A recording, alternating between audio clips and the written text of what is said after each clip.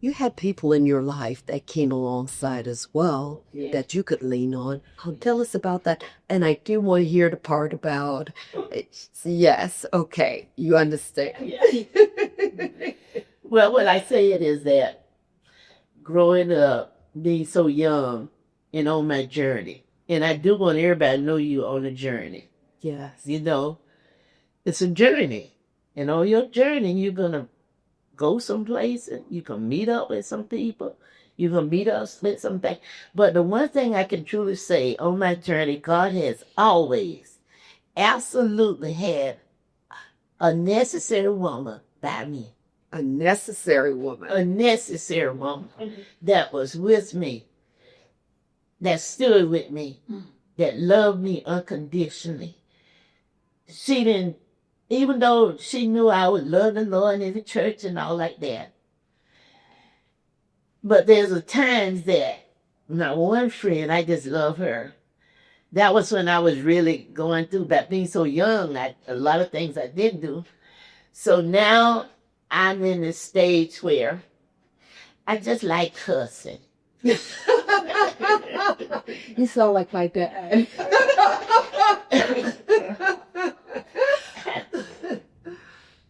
So I found myself cussing, and on top of cussing, I was trying to smoke. So I was what you call it? I was a closet smoker. Not a chain smoker, but a closet smoker. So I was trying to smoke too, and so, but we heard I was in the car riding together, and she said, Ruthie, she said, you know, I love you so much. She said, you just bless me. She said, you tickle me. She said, you cussing a little bit everything. And you trying to smoke. But I could be myself. They didn't judge me. They accepted me for who I am.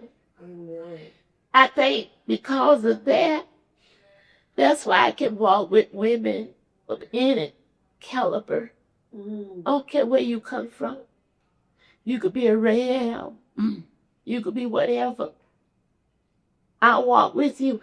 And guess what? I'm not going to judge you. Because I learned that on my journey. See, that's the key. What did you learn on the journey? And on my journey, I learned to love people unconditionally, just the way they is. And that's the way I've been able to be with my family. In a family, you got a little bit of this, you got a little bit of that. You may have a lot of this and some record over there. But when it all boils down, it's all family. And you have to learn how do you, and the one thing I learned that as family, we just expect the family to know what they supposed to do because we don't raise you up right. But that don't work like that all the time. So you got a family that you know we know had drugs, but they got on drugs. You know they got into this, they got into that, going to prison, going to jail, going there. But can you still love them? Can you still walk with them? And so that's what God has taught, and that's what I give to my family. I expect that out of them, to not to judge one another, to love one another unconditionally. I don't care how ugly it look. I don't care how bad it look. One of my boys was on TV. He was trying to outrun the police. It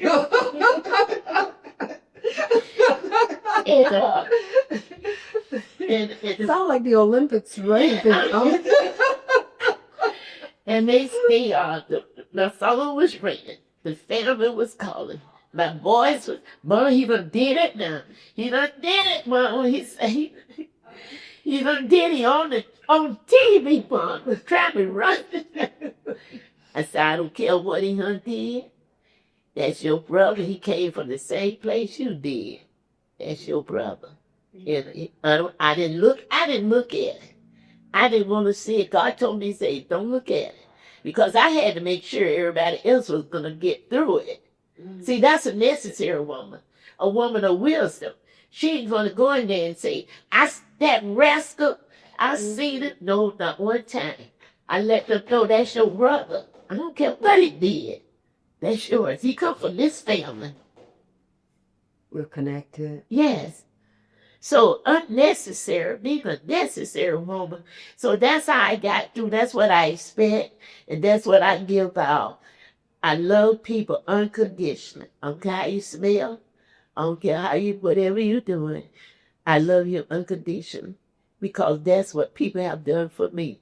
And most of all, that's what God has done for me. He's loved me when I was going through, when I was on my little journey, when I was trying to get where I had to go. He never took it, threw me away. And I never take it, throw nobody away. I'll give you my very best. Because that person that you overlook might be the same person you see free. And that's how what I eat. That's what you have gotten, and many others who have received as well. Now, how has this impacted your life in terms of, causing your growth and bringing you to the place where you are, even to the pulpit? Well, I've learned a lot. Like I said, we were married one time, then we got a divorce, and that second time around, I think that second time around really gave me an insight of what God was doing. I don't think that first time around that I really didn't understand what the prayers of God, what God was doing in this family. But that second time around, thank God opened up my mind, my heart, my soul, and showed me what was going on in the family. Amen. And in this book, we teach you and tell you that's what the book is all about. For you to read it, get something out of it, and be taught. Because that's what we need today. The Bible says the older ones teach to what the young ones. That's what it's all about now. I mean, this book will really teach you and inspire you to go a little bit further. Were you ready to throw in the towel? Reading this book will give you a little bit more power to strike at the ball. And I could attest to that. When I received this book from you, it came to me concerning this interview. I went to read it, and it was like God putting this in my hand at the right time. There's so much wealth of information. Yeah. It's straight cut. Yes. It's straight to the point. Yes. Quick, brief, but it takes a lot of time. Yes. To actually process. It's not just a book that you just sit down and read. It's more of a work book, self-work book, because you take the time, you read each chapter. There's a space for you to to be able to put your thoughts and process all the information. This is very good to me because many of us have grown up without a necessary woman. True. We don't have a voice that brings us out. And the people we know around us, they are not going to share this wealth, information, with just anyone. So going through here, she's giving out all the secrets of her heart that she wants other women to have freely. That's right. Freely you have received, freely give. And so I started going through the book and again, going through every type of question or thought that is conjured up. And I love the part about you don't need to be a man to be a necessary woman. Right. You're not called to replace a man, but to be a woman. The woman God called you. You're his, right? Yes. And I'm not here to preach, but it helped me. Right. Yes, it helped me so much because, again, the most vital point for me here is the fact that you're giving me tools that I have not heard, have not received from anyone. And I am afraid people will not share this type of information with you. So it takes time to go ahead and, go through think about everything, and it leads you step by step to destiny, of being able to fulfill destiny. So it was a timely reading for me, and I think it will definitely, this book will definitely be a blessing to any woman. It's a sharpshooter. She didn't waste any time putting things in here that are not necessary.